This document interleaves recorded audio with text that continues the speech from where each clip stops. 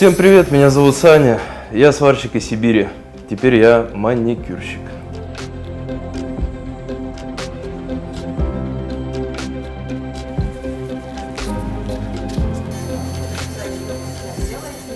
Оказывается, всю жизнь моя душа требовала вот этого занятия, вот ногти делать. Кто бы мог подумать.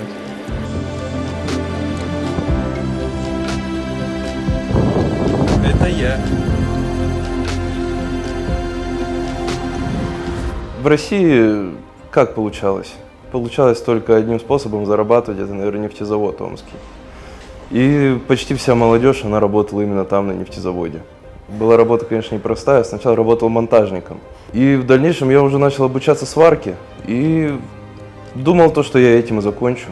Слава богу, такого не произошло.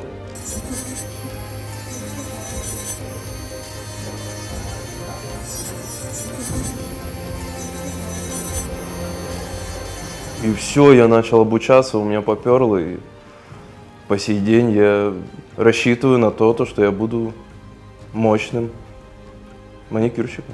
А перед тем, как заниматься ногтями, я пообщался со своими пацанами, спрашиваю, типа, чуваки, а что если я вот начну заниматься вот такой движухой? Они такие, блин, братан, это же денежная тема, давай, дерзай.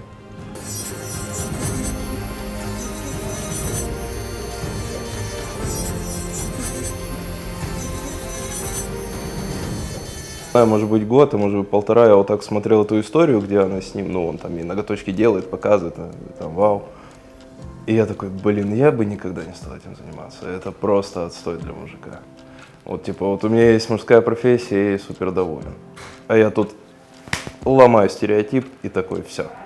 Я простой пацан из Омска, занимаюсь ногтями, который раньше занимался сваркой.